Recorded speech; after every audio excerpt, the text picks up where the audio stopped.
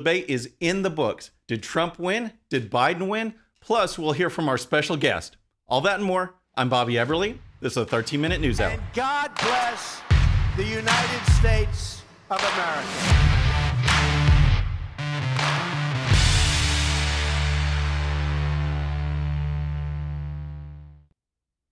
All right, friends, welcome to the show. We have a special edition of the 13-minute news hour. It is live debate analysis.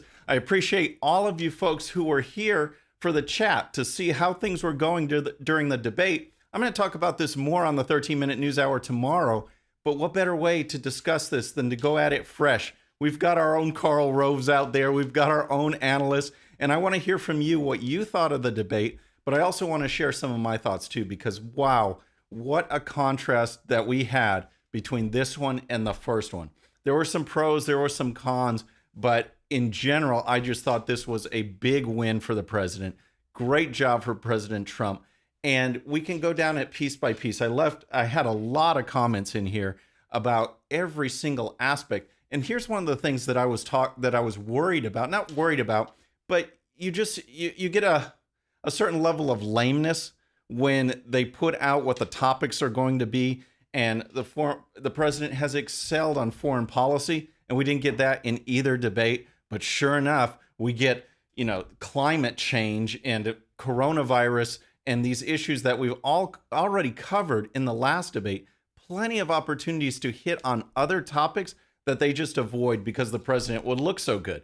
So going into it, that's what I was thinking about. But wow, what a job President Trump did. So let's talk about the moderator first, Kristen Welker, because I want to know what you guys think. Let me know in the comments the job that you think that she did. I want to see some feedback here on what you thought, because I thought if I had to classify, I would say less lame than some of the other ones, especially Chris Wallace and in the vice presidential debate.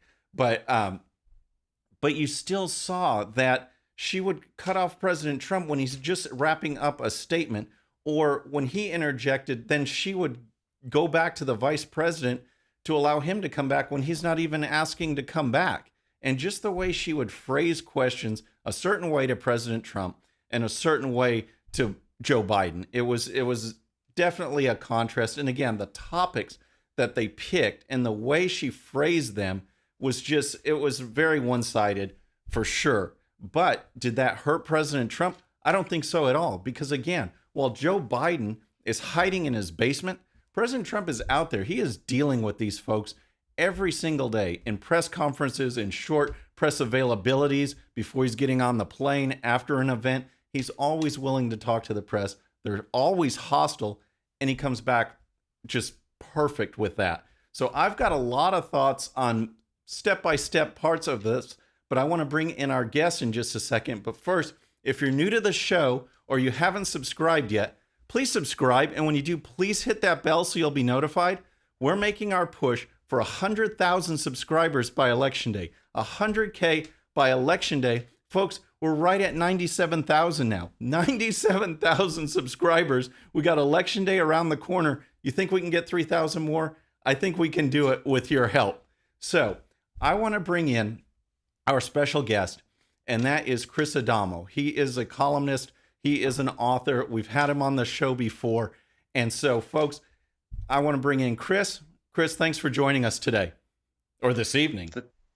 Yeah, thanks for having me on, Bobby. It's kind of late evening, but I wanted to, first of all, cheer you on for what you said. I fully agree with your assessment of how the debate was conducted. I would say that Kristen Welker was a little bit less blatant about it than Chris Wallace and then Savannah Guthrie. However, every premise of every question was from the perspective that we, the liberals, have the right idea on everything, and how are you going to defend yourself? It was so consistent, and yes, the areas where President Trump is strong, they stayed away from those. It was pretty obvious. I'd also say, so what did you think stood out as far as what's that? What stood out to you as far as let's start with Joe Biden. Okay, what did you think about? And we can go topic by topic, but first, just in general, his performance. Anything that stood out to you as far as Joe Biden was concerned?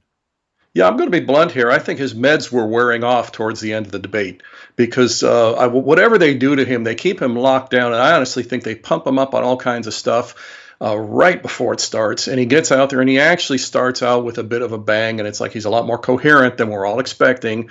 And then as time goes on, the words start slurring, the thoughts start slipping and everything. And what I'd like to see of Joe Biden is what's he going to be doing tomorrow? Because I have a feeling tomorrow he's going to be hidden away from everybody. Right. Yeah, I noticed that too. It's an interesting contrast between the two of them because I noticed even when he was walking to the podium, he seemed a little of that, short little step and kind of stiff. And whatever they pumped him up on in debate number one, either they didn't do enough or like you said, it started to wear off because you saw him deteriorate as the Right. debate went on. Yeah, exactly. We also saw, I think, Kristen helping him out, as you said. Again, every premise was from the perspective that Trump is wrong and how is he going to defend himself. And the topics where he could have shined, they're going to stay away from those. However, I want to add one thing that we look at debates, unfortunately, in this day and age, too much from a perspective of a horse race. And what they really need to be, what they were when the Lincoln Douglas debates were established and everything, they were an opportunity for people to get to know who the candidates were. And from that perspective, President Trump hit a home run tonight because you got to see who he was, and he did a stellar job in bringing out who Joe Biden was. Yeah, and you know what? I was wondering as we went into this debate because again they popped this on us, this new criteria of muting the candidates, and I was wondering how that was going to go. And because I just, I didn't know what to expect, so I had this vision that, President Trump's going to be in mid-sentence and they're just going to cut him off. He has a good reply to Joe Biden, Right. and they just cut him off. And basically what the structure was actually just to guarantee that they have those 2 minutes to themselves, which seemed to, I guess, under the threat of mute, they seem to follow that. And so I think that part actually worked out well. What I was disappointed in, though, is because that allowed any kind of exchange to kind of get off on the right note. When they did exchange, it seemed like that was kind of the debate you want. Someone said something, someone came back, and Walker was shutting that down too soon when there was nothing bad that was going on. I mean, if you press Joe Biden on an issue and he comes back and President Trump wants to follow up, let that go a little bit. I know they have got topics and stuff, but the way that it was evolving, I thought was in the right direction from a debate point in general for a benefit to the American people, and she seemed to shut that down. Absolutely. And I think the simple question to ask there is who between Biden and Trump would actually benefit from an open, whole discussion of the issues and where each candidate stands on the issues, who has the track record and things like that. And from that perspective, obviously, Trump is going to walk away with it. And so they had to manipulate the circumstances in favor of Biden. Again, it wasn't as flagrant as it was with Chris Wallace, with Savannah Guthrie, but it was definitely there. And there was one or two little corrections that she threw in at Trump where it's like, oh, no, this isn't exactly the way you said it was. She never did that to Biden, and Biden threw out some whoppers tonight. Yeah, he absolutely did. So my overall take on Joe Biden was, one, he just started to deteriorate. Two, he wasn't prepped enough at all for the Hunter Biden thing. I'm going to overlap, I guess, with some Trump and some Biden analysis, but I did think that Trump, the way he segued into Hunter Biden things, was very good. And we'll address Trump specifically in just a little bit. But I thought that was very good, and it allowed you to see what his response was going to be. And basically, at first, he started with, it's not true. And it was not convincing. It was not convincing at all. But then when Joe Biden went into, just dove deeper into its Russian disinformation, that was pathetic. It was absolutely pathetic, especially since we had the DNI, the Director of National Intelligence, come out and say, hey, this isn't Russian disinformation. And again, it's Hunter Biden's laptop. So it's nonsensical to begin with. Biden couldn't even say Giuliani when he tried to tie him into that. We were cracking up watching this over here. And so I just thought he did a poor job of defending what we knew was going to be thrown at him with the Hunter Biden story. Well, I wrote down several quotes that Biden said that I think we really, really need to, in the next couple of weeks, these need to go coast to coast. He started talking about Biden care, and I'm thinking, boy, if that isn't one that can't be used constantly against him. He started talking about fundamentally changing things. And where have we heard that before? Do we really want another term of Obama fundamentally changing America the way he did during his 8 years?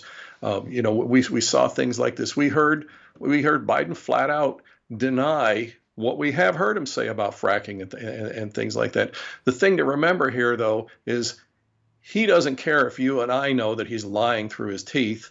He cares if he can convince his base.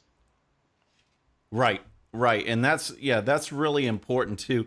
And a number of these issues, I mean, he had no response. I mean, he gets hammered on the crime bill. I mean, it's amazing to watch a debate where you think that, minority relations are somehow, in the corner of the Democrats, that they go into some kind of debate or exchange with that as like a built-in a couple points advantage.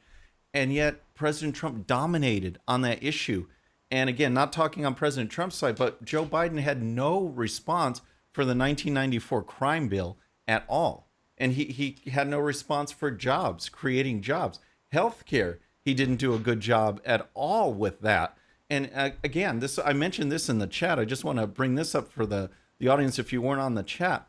When Joe Biden talks about this public option, like it's some kind of competition that he's actually giving you more choice, don't fall for it, folks, because all the public option does, that's the government control part. They like to say that, we're going to have a government control option, but then all this other private stuff.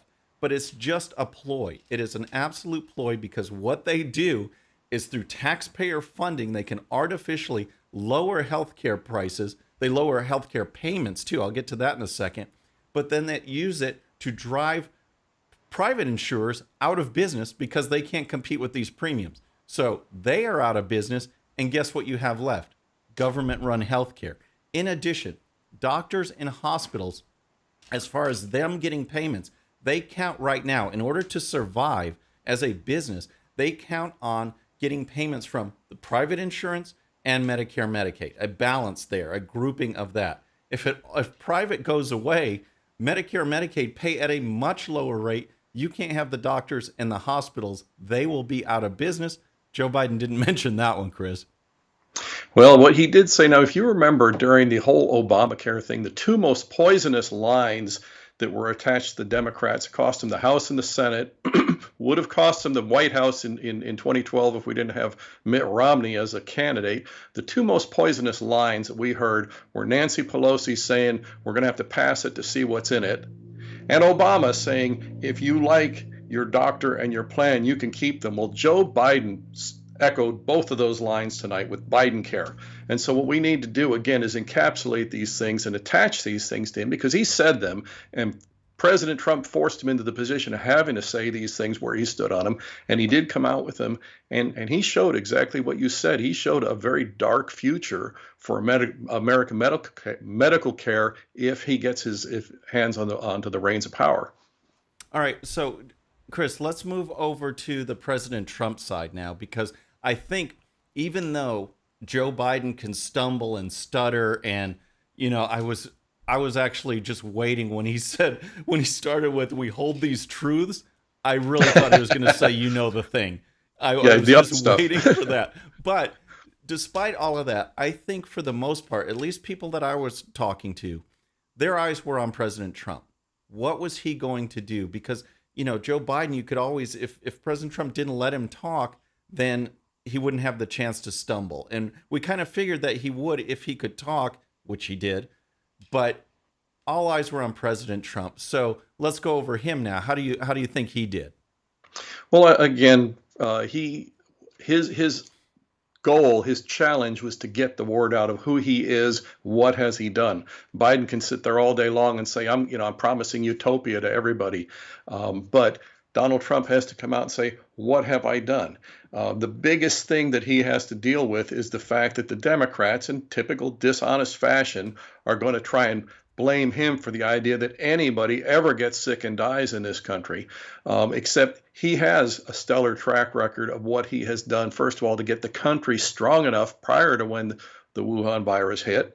He had us in excellent shape. Can you imagine where we would have been if we'd have started out from the Obama economy and then gone into this lockdown this last spring? Trump had a track record there, and he was able to explain these things despite the accusation, and again, despite Kristen being a little bit more subtle, but coming out and saying, hey, 200,000 people died because of your pandemic.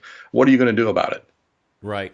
Yeah, a couple of things that stood out to me with President Trump, and I was making this list because, again, the issues were not that they were against President Trump, because what he has shown, even in the first debate, when he definitely brought in the New York aggressive style, is that he can talk about any issue, and he can talk about it successfully, because more than any president in my lifetime, the person ran on a set of issues and he's delivered on them. Anything he could do himself, he's done himself. Anything that he's had to rely on Congress, well, that's a different story. And he's actually prodded Congress. He got them to do the Tax Cut and Jobs bill. He got them to do that, and then was building walls on their own. But remember, he faced resistance even from his own party, yet he could still talk on this. I personally thought that his defense of coronavirus was way better than Joe Biden's, because President Trump brought the two together, and that is when he started talking about, because I've mentioned this on the 13-minute news hour over and over again, is that, yeah, let's advise and protect the vulnerable, but the rest of us, the 99% that could get it and still survive, we have to live our lives. You have to open up businesses. You have to do this, live as a country while protecting the vulnerable. And Joe Biden, when President Trump laid out that case, Joe Biden just had no response at all, except to say that President Trump had no plan. How do you think that went, that section of coronavirus? But it's easy in a situation like that for Biden to armchair quarterback. And that's exactly what he did. If I'd have been in, nobody would have gotten sick, nobody would have gotten the virus, everybody been okay. And he had a lot of promises for how he was going to just make everything work, and we're all going to lock down, and we're all going to wear masks, and we're all going to have a thriving economy, and we're not going to have any air pollution the whole time. It's all a big bunch of pie in the sky. The thing that needed to be done with him was that his actualities of how he intended to implement policy needed to be forced out, because you can make a bunch of empty promises. Everybody's going to just be happily living ever after. But what we need from these candidates is details, how they're going to make it happen. And that's where Trump shone tonight, because he forced Biden out with enough details. And we can go down the different subjects, from global warming and from illegal immigration and dreamers and everything. Trump was able to force him out to where people got to hear what he really stands for. His idea of standing for all America, all Americans, he's every American's president, blah, blah, blah. And then you look at how he's going to roll over for the illegal immigrants and give them citizenship and give them the ability to form voting blocks for their own interest and things like that. He was forced out in the open. And so that was what was needed. That's what these debates need to accomplish. And that's what President Trump did. Right. And another thing that I thought was brilliant, and again, I thought President Trump, for what he did in debate number one, there wasn't any area he wasn't effective on. And but on this one, something new that he brought to the table, I thought, was labeling Joe Biden as another politician.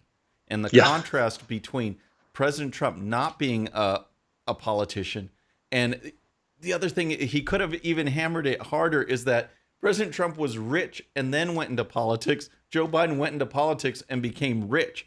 I think that is a very effective line, but he was getting there in that this guy's been in there 47 years. He's a politician and he has not done anything. Why didn't you do this in the Obama years? Why didn't you do this? Why didn't you get it done? Over and over again, President Trump was asking that basic question. And it's things like that confrontation, along, I think, Chris, with the meds, it really caused Biden to deteriorate because he has no record of accomplishments. And right. I just thought that that politician line was a brilliant way to go. Absolutely. And it pulled Biden out where he had to start trying to be specific. And the minute somebody gets beyond hope and change and has to come out and tell you how they're going to implement hope and change, then you start hearing the ugly realities of the leftist socialist agenda. And it's not all utopia. And Trump got him to that point on several issues tonight. Yeah, it was really good. I thought he scored great with coronavirus. I thought he scored great with the economy. I mean, there's just raising the taxes and then all the contradictions that he would get Biden in, trying to get him to defend the 1994 crime bill. He couldn't do that. Fracking, he flat out said that he never said it when President Trump was just showing it before. He was showing it on video. I'm sure he's going to show it either tomorrow or if it's not already on his Absolutely. Twitter account tonight. But I thought that was very effective, and I thought he also did a great job of being presidential when he had the floor and it's still engaging with the moderator. It's like he was going to make sure he got his points across, but still wrapped it up in a good time. And so I just thought that was really good. And of course, we got a big dose. We still got a big dose of Trump being Trump with his comparison with Abraham Lincoln, which actually made me laugh because the debate was so serious. But it's like, okay, who did more for the black community? I mean, Abraham Lincoln probably so, Yeah. but so I thought that was pretty good. What we had a question here from Jay Koch. He's a longtime viewer, one of our core supporters. What about what wasn't asked? What was something that you thought should have been asked in this debate that we didn't get to see? Well, obviously, the whole Burisma, the whole corruption thing with Hunter Biden, they should have gone into detail on that. I guarantee you, if Eric Trump or Don Jr. had anything like that, baggage that they were carrying, that's what we would have heard about, and we would have heard from the moderator as, okay, as far as your crime family is concerned, blah blah blah, and then we're going to let you try and defend yourself, and then we're going to let Biden attack you on this, and then you can try and defend yourself against him. And they stayed completely away from that. I mean, how do you stay away from the Kennedy assassination without mentioning Lee Harvey Oswald? You can't hide these facts. Now, the big thing here again that Trump did in response to all this, he brought up enough of this, and we have enough. There is so much good video tonight of Biden making statements that he's really, really going to regret as they're played incessantly for the next 2 weeks. The things where he said, "I never said that," and you can show just a montage of Biden saying, "I never said that," followed immediately by, "Here's where he said it." Yeah, one of the things that I like, or that I wish would have been addressed a little bit more, is the pure foreign policy. I mean, they brought up North Korea a little bit. He definitely hammered him with the Biden stuff. He could have done a better job with that. But I mean, just strict foreign policy accomplishments, because that Yeah. is one of the things that is overlooked so much. And here you go. I mean, you go down the list: two peace treaties with Israel, having relations, with Bahrain, UAE. Who would have thought of that? Wiping out ISIS. Who would have thought of that? Just Right. and then not starting a war. I mean, Republican or Democrat through the generations have done it. President Trump hasn't. He wants to draw down. He wants to put America first, and it is a foreign policy. And that's just those items. Then you have the trade deals and bringing China to account and making NATO pay up more and on and on. I mean, I usually love to do the laundry list of accomplishments on the domestic policy side, but on foreign policy as well, you see it. And it's just incredible what the president has done. And it was a missed opportunity not to have that in one of the debates, because I would be interested to see what Joe Biden would say in reply. Yeah, and it was a deliberately missed opportunity, obviously, because the debate format, the debate commission they've shown their blatant liberal Democrat bias throughout the entirety of these things, and so that was to be expected. They were not going to focus on anything where President Trump shines. They were going to focus on anything that they thought they could be a liability to him. And even in the midst of that, he did such a good job of getting out the information of what he had done. And you're right, the list that you just gave, a lot more comprehensive. It would be great if they were actually discussing those issues, because those are issues of importance to America. But for Biden to say he's going to lock us all down, and for Biden to say he's going to destroy the energy industry, and he's going to socialize medicine, which is ultimately where Trump forced him into, that's plenty of baggage that Biden's got for the next couple of weeks. It's going to hit him hard. Yeah, absolutely. And folks, while you're here, I mean, I am so stunned with the turnout tonight. I just really appreciate it. I've got one of our moderators. He's privately chatting me saying, "See, I told you so," because he's wanted me to do one of these evening shows. So we'll probably do them again. But while you're here, folks, again, so many of you are new. We're having this contest. We're making a push, a subscriber drive for 100,000 subscribers by Election Day, 100K by Election Day. We're at 97,000. That means we need 3,000 more by Election Day. So please sign up. Please hit the subscribe button before you end the show tonight, and then come back tomorrow, because we have our regular 13-minute news hour. It's Monday, Wednesday, and Friday, 11:45 Central Time. And then every other Saturday, we have a Saturday live stream, which is more like this. We bring on a guest. We talk at length. But Monday, Wednesday, and Friday is the standard show. I always join in the chat, 11:45. So please subscribe. Maybe we can get to our 100K by Election Day. All right, Chris. All right, back to you. I just had to make that plug and thank you, Steele. Thank you for the idea. I'll admit it on the air. You're right. Yes. But let's talk about where we go from here. All right. Because getting ready for this debate, I was all prepared for the notes. And then we saw, as this week went on, the Hunter Biden story just kind of starting to simmer. As soon as the New York Post put it out there, we knew it was a big deal. And then, I believe that Twitter and Facebook overplayed their hand, which Absolutely gave more life to the story. But now it's legit, and I was kind of basing this. I want to get your comments, but I want to pass this along to the audience. One of the gauges that I was using over the last couple of days, because of course you can't gauge anything really off of MSNBC or CNN, but I kind of listened to what Brett Baier was saying over at Fox News. And you go back to a couple days ago, or even just yesterday, and if he's asked about this story, Hunter Biden, these emails, dealing with Ukraine, dealing with China, and dealing with Joe Biden getting money, he would say, well, I'm kind of dubious about it. It seems sketchy. I'm not sure. I guess we got to look into it. And then you listen to Brett Baier today, where he was saying, well, I know the president's going to ask about it. And the story seems to be getting that momentum, that critical mass. That says a lot right there for someone that even was pushing it to the side a little bit. And then with the Bobolinsky press conference, what a bombshell before a debate. What did you think of that? Well, I'll be honest with you, I didn't see the press conference, but I have seen this thing unfold. And obviously, from the moment this stuff came out, now we all pretty much knew how corrupt the Biden family has been, and when we saw the actual goings on in Ukraine during the whole impeachment thing, and how the pot was calling the kettle black and everything, so we know that it's rampant there. The Hunter Biden laptop, that's incontrovertible evidence, and there is wrongdoing. And Joe Biden flatly denied it tonight. And again, I don't know what else he could have done, but we've got him saying, I put on my notes here tonight, it sounded so much like I did not have sex with that woman, Ms. Lewinsky, not once, whatever. And he is exuding this cornered animal kind of panic.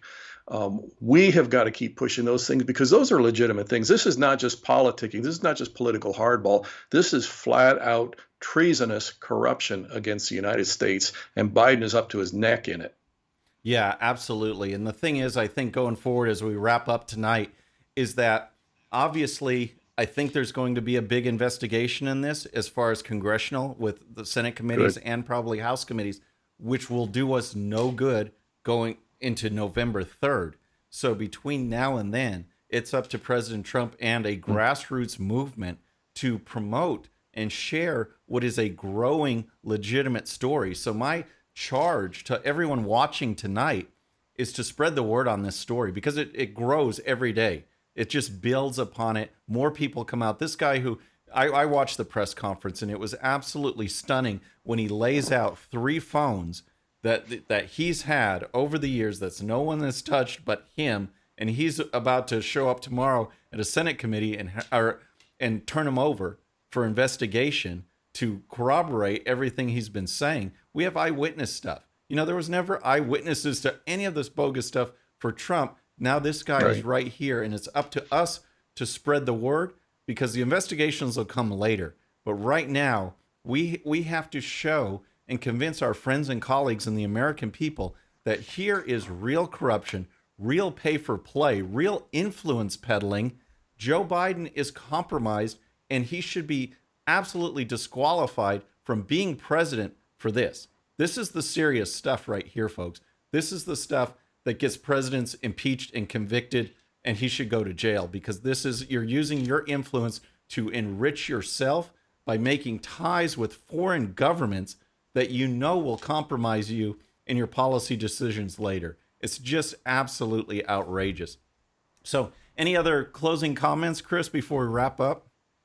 Yeah, I would just say that when you in a position of power are making decisions that are going to affect your country, but the basis of those decisions is personal enrichment, you are basically committing treason against your country. It is no less than that. You are putting the welfare of the American people secondary to your own self-interest. And Biden has a very, very well-established track record of doing that now to a very, very sinister degree. And we, again, as you said, I would echo that, we've got to get the word out. We've got to be loud about it. I know President Trump's going to be loud about it. Thankfully, and it's an important point to get out to the American people. A lot is at stake here in the next 2 weeks. Yeah, I absolutely agree. There is so much at stake. And Chris, I appreciate you, man. I appreciate you for joining us at this later hour. It's not our standard interview time or anything like that. So I do appreciate it. Tune in tomorrow if you can join us in the chat, man. We'd love to have you for the regular show. Look forward to it. Okay, I'll talk to you soon. Bye-bye. Thanks. All right, folks, what a show. I appreciate the turnout. I appreciate all your questions. We've got I'm a Conservative. Man, he's been with us forever. Jose Orozco, Amber Fox, who had some funny stuff going on with Joe Biden during our chat earlier. Thank you, folks, so much for the Super Chat. Like I said before, everything that you guys put in through Super Chat goes right back into the show to make it better, to do more things. I really appreciate you being here. And again, please subscribe before you go. And also, remember, tomorrow's show, 13-minute news hour, 11:45 is the premiere, Central Time, and then you can watch anytime after that, but the premieres always have the live chat. So until then, folks, please subscribe, and when you do, please hit that bell, and we'll see you next time. I'm Bobby Eberle, and this is a special edition of the 13-minute news hour.